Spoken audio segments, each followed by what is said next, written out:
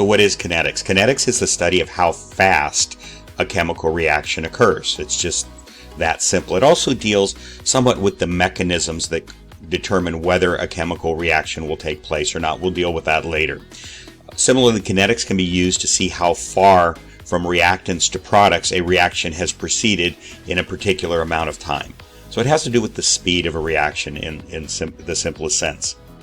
The proper term for how fast something happens is called rate. Rate is the change in a variable per unit of time. Chemical kinetics is interested in two rates.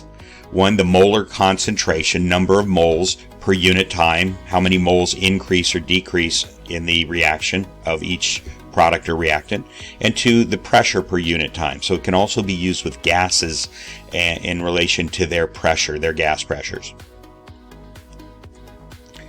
So we'll review. Molarity is moles of solute per liters of solution. It's how much powdered lemonade mix you put into your water. And when you mix those two, it's called a solution. So it's how much of the lemonade mix you put in. You put in a lot, it's a higher molarity. You don't put in very much, it's a lower molarity. So molar concentration per unit takes molarity and puts it in the numerator over time. So it's how fast is the molarity of a reactant or a product in a chemical reaction changing. If it's a reactant, it's going to be decreasing. It's going to be used up as the reaction goes on. If it's a product on the right side of the equation, it's going to be produced. The concentration is going to go up per unit of time. So for example, how many moles per liter of a reactant are used up each minute, or how many moles per liter of a product are produced each second? The brackets are used to express molar concentrations. So the rate expression for a reactant A is written like this. It's negative delta concentration of A over time. So what it's saying is that you have a change, that's the delta, in the concentration of A in a certain amount of time. And the negative sign indicates that the concentration of the reactant is being reduced. The reactant is being used up. The rate expression for product B is written as delta concentration of B over change in time. This expression is positive because products are being produced. All right, something that you're going to see, not just in this unit, but in future units, and we will practice these as we go along, are particulate diagrams. So this image is called a particulate diagram. A particulate diagram uses symbols for reactants and products. The symbols are shown in proportion to the number of moles in the reaction. So if you look at the first one, the first row of circles, you'll notice that it has a certain number of reactants. Those would be the oval, blue ovals, and the red circles. And all you have is reactants at that point. As you go from left to right, and it ends up at 45 minutes over on the far right side, you end up with these elliptical purple ellipses. Those are the products. That's what's being produced.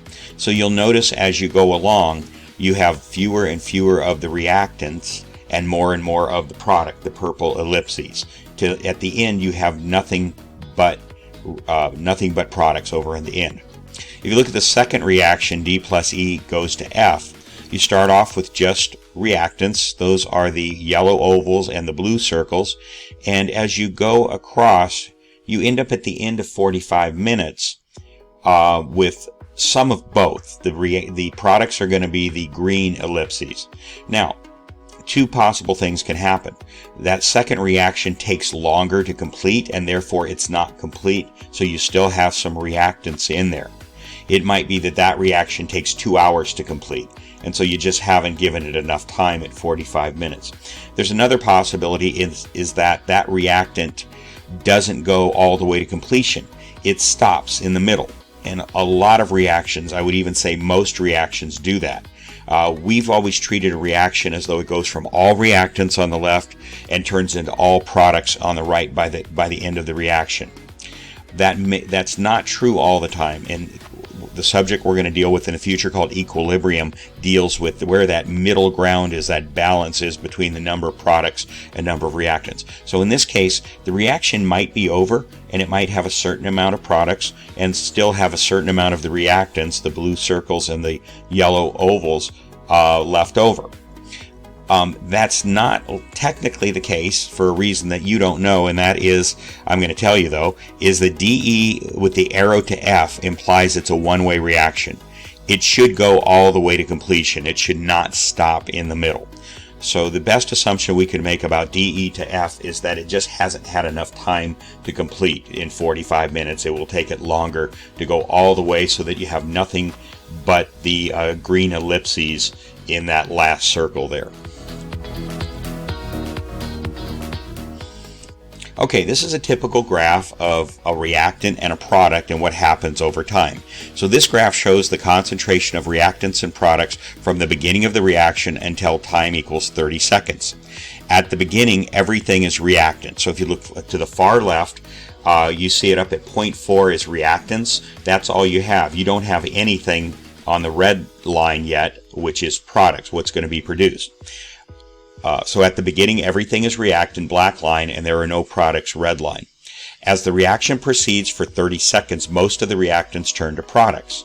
You can see that they haven't all turned to products, and again, it may be that that reaction just stops right there and finds an equilibrium where you have some reactants and some products, or it could be it just hasn't had enough time. 30 seconds isn't enough time for it to complete the entire process of going from all reactants to all products.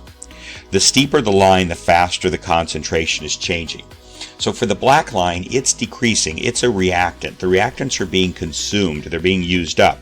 And that happens the fastest at the beginning of the reaction. For the products, since the reactants are being used up and turned to products faster, it will also increase the products faster. So you notice that both of the lines are steepest near the beginning.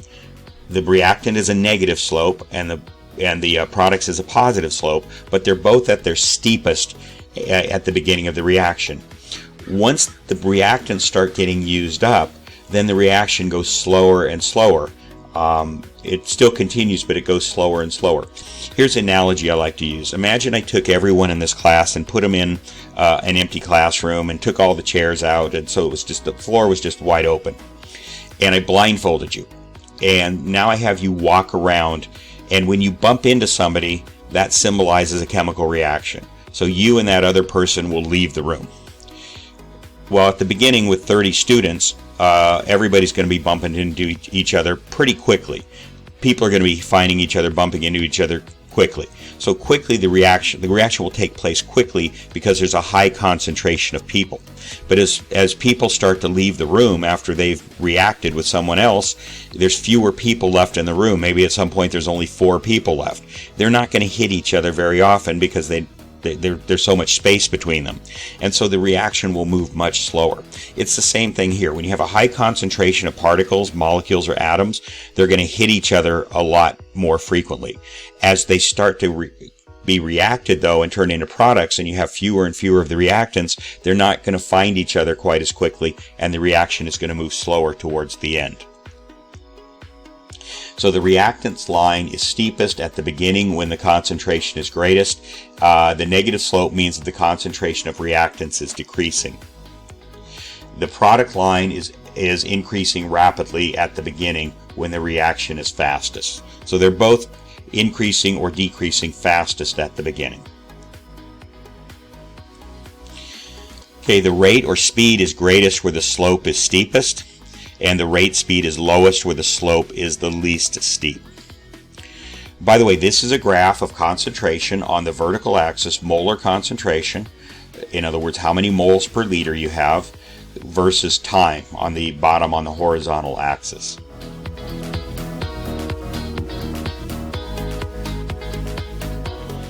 Now you can also have a graph similarly with pressure.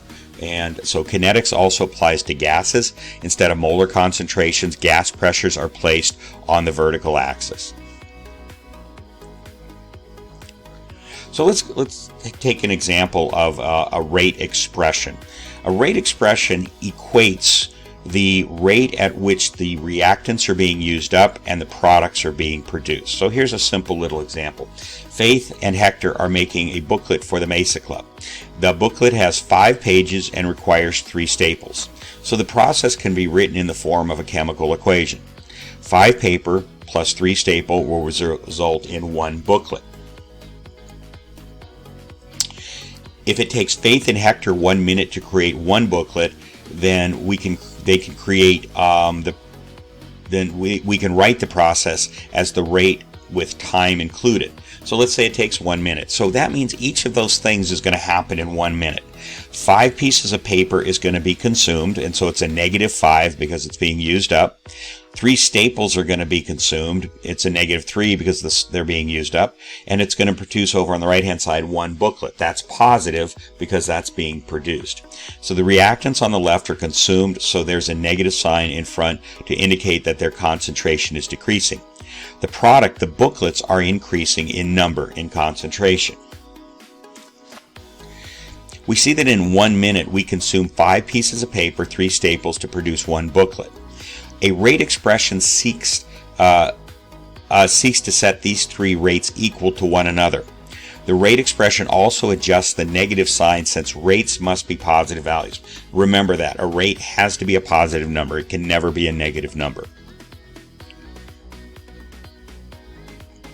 So let's start with the paper. We see that the paper is consumed 5 times as fast as booklets are produced. So in 1 minute you're going to use up 5 pieces of paper and you're going to produce 1 booklet. So the paper is being used up at 5 times. Each piece of paper is being used up as 5 times the rate as a booklet is being produced. So if we multiply the paper by the term -1/5, then the 2 rates will be equal. In other words, -1/5 times -5 will give you 1. So you'll have 1 paper per minute. So that's how you set the rate of the paper equal to the rate of the booklet.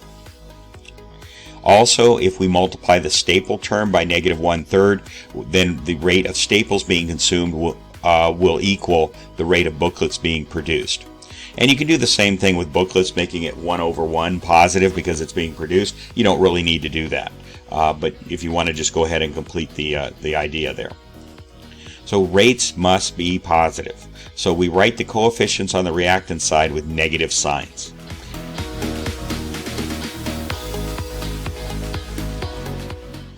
So let's take a very simple reaction. You could think of this as 2 hydrogen atoms or 2 moles of hydrogen atoms being put together to create 1 mole of hydrogen molecules. That would be a simple example of what this relationship could be. So assume this reaction takes 1 minute to complete. In 1 minute, 2 moles per liter of substance A are used and 1 mole of A2 is being produced. The rates for each of these could be written as follows. Negative delta of 2A per minute because it's decreasing, and you have a change of 2 moles, and positive delta of A2 in 1 minute. So those 2 things would have to happen in the same amount of time. You'd have to use up the 2 moles of A in 1 minute to create the 1 mole of A2.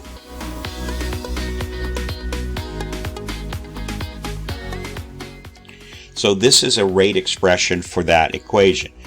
You want to set the rates equal to each other. So since the left side, the reactant side, is happening twice as fast as the product side, you're using up 2 moles of A for every 1 mole of A2 you're producing. If you want to equate those 2 rates, you multiply the reactant side by -1/2. So -1/2 times -2 would give you +1, and that would equal to +1 on the right-hand side. These expressions equate the rates, how fast, at which these 2 processes take place. The negative sign in front of negative delta 2A indicates that the molar concentration of A is decreasing. It is not normally written. It is implied because it's a reactant. In other words, since you know you're on the reactant side, you don't have to write the negative sign. You know since it's a reactant, it's going to be decreasing. So the negative sign is implied that it's there, even though you don't actually write it. The minus sign in front of the expression -1/2 indicates that a rate number must be positive. So the double negative signs, again, the one inside the brackets there is not normally written, but it's implied. So the double negative sign makes this rate positive. Rates always have to be positive. So there's the reaction, and there's the rate expression for that reaction. To relate how much of a product is made when a certain amount of reactant is consumed, the two expressions are equated. Since twice as many moles of A is being used as A2 is being produced, the negative 1/2 term must be placed in front of the reactant side to equate the two sides. Normally, the decreasing reactant 2A does not show the negative sign inside the brackets since it is a reactant and is known to be decreasing.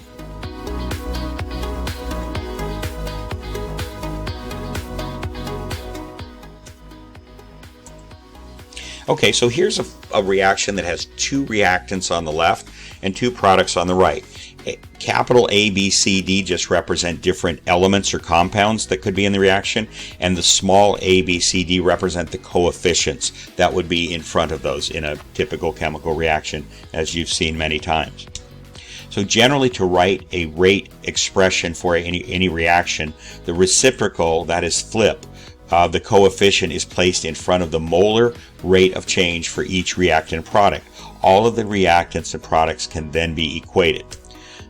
So all of the reactants and products can then be equated here. So if you look at that, take a look at that down there. That's what we just talked about in the last couple of slides. So convince yourself that that's how you would equate all of the rates. You have the change for reactants, that's A and B.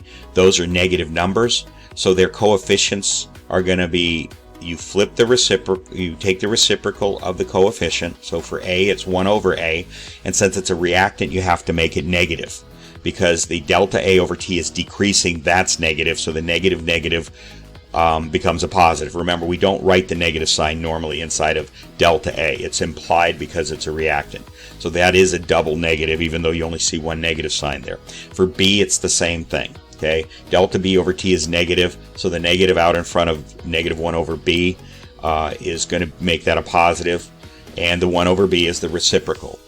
And same for C and D, those are products, therefore they're positive, so you don't put a negative sign in front, and that's how you would write it for a full chemical equation.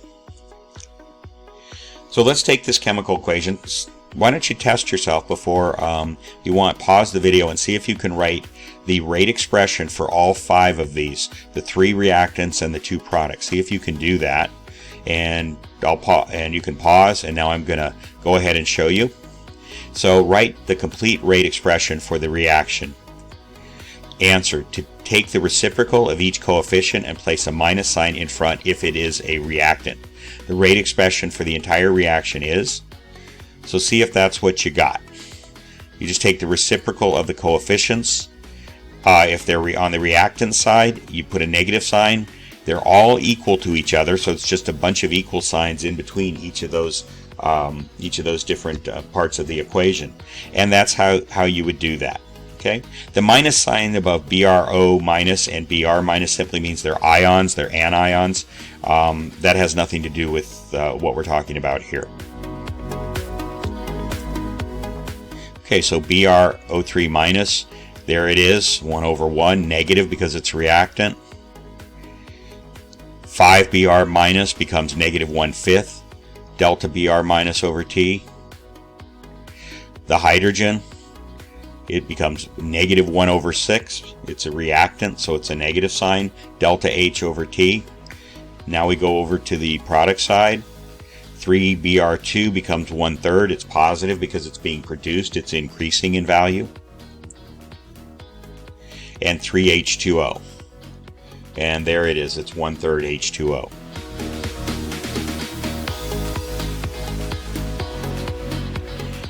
All right, so let's actually do a problem and see where this is used. This helps us to understand how the rate of one of the products or reactants will change given a certain amount of change of one of the other products or reactants. So assume that the value of delta BrO3 over delta T equals negative 1/5 times 10 to the negative second molar per second. Again, that's what rate is expressed in. It's molarity. How much is the molarity changing each second? Determine the rate of formation of H2O. So you go back to the equation on the previous slide, and you'd only need to deal with BrO3 and H2O. You don't need to have everything else. So you can see that those two are equal to each other. Now it gives us an actual number for this, for delta BrO3 over T. And that number is negative 1.5 times 10 to the minus 2 molar per second. So you come down here and you substitute that number in for what's in that red box there. And you end up with, remember that delta BrO3 minus over T is a negative number. So the negative 1 over 1 in front of it is going to make it into a positive number. Again, you got to get used to that concept that there's no negative sign inside of delta BrO3 over T. Again, that negative sign you see up there is anion, has nothing to do with what we're talking about. So it makes the 1.5 times 10 to the minus 2 a positive number. Then over on the right, you have 1/3 H2O. So now it just becomes an algebra problem. You multiply both sides by 3, and then the 3's on the right-hand side, the 3 and the 1/3 cancel. So you end up with 3 times 1.5 times 10 to the minus 2, and that's going to equal 4.5 times 10 to the minus 2. So what you see is, if you look at the equation, we'll go back to the original chemical equation. You're producing 3 moles of H2O for every 1 mole of BrO3 that you're using up. And so if you used up 1.5 times 10 to the minus 2 moles per second, molar per second, then you're going to have 3 times that much water being produced, 4.5 times 10 to the minus 2. And the unit there is not written. It should be also be molar per second.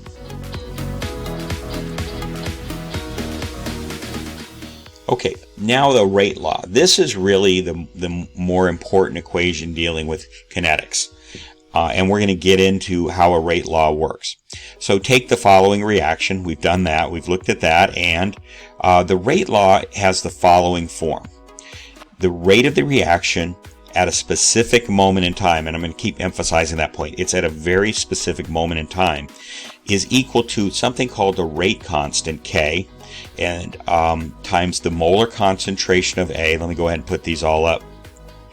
The rate constant K, that's the third one down. Let's talk about that. That's a function of temperature.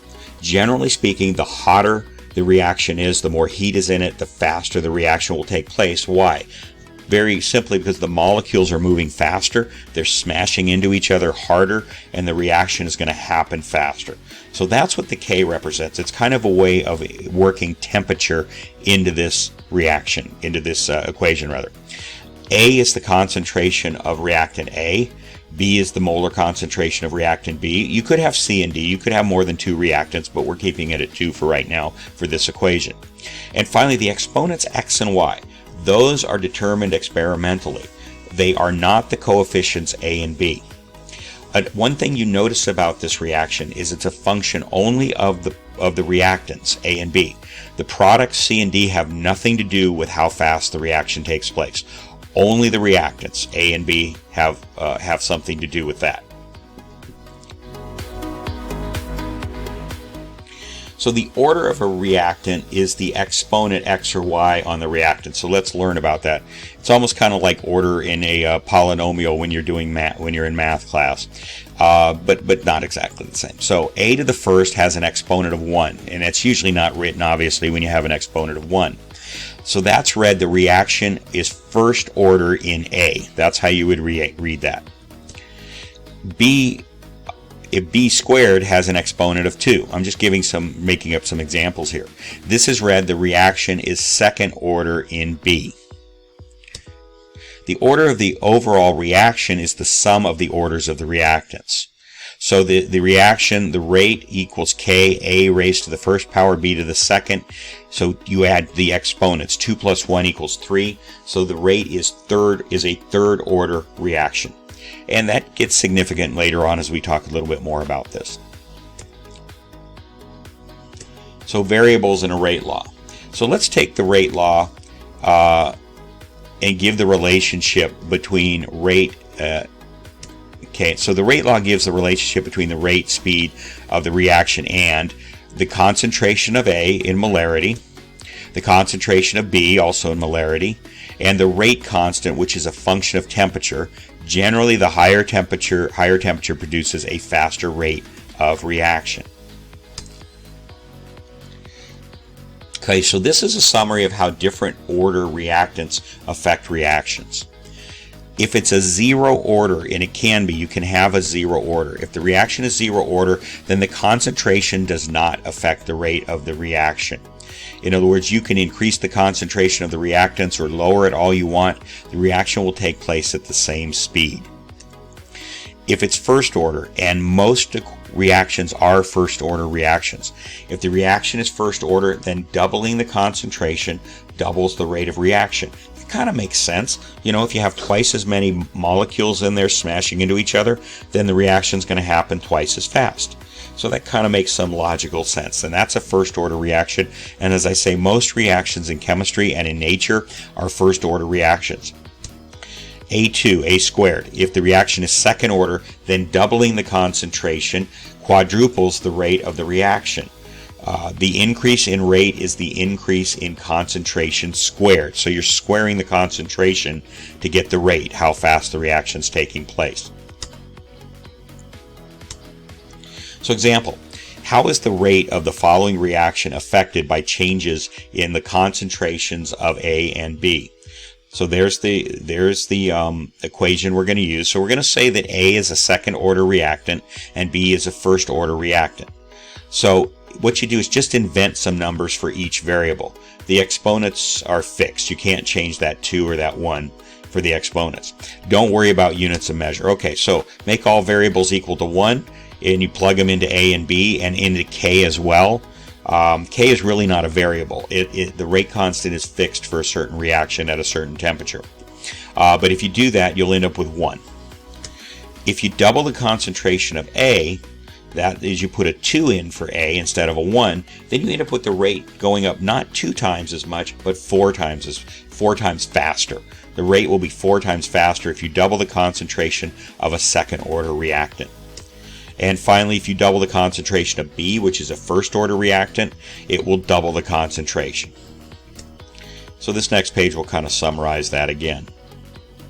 So conclusions for this example: make all variables equal to 1. The initial reaction, that's the initial reaction. So your rate is simply 1. If you double the concentration of a second order A, then the rate will quadruple. It'll be 4 times faster. Doubling the concentration of a second order reactant quadruples 4 times the rate speed of the reaction. And 3, double the concentration of first order B. Then if you double that, then the reaction.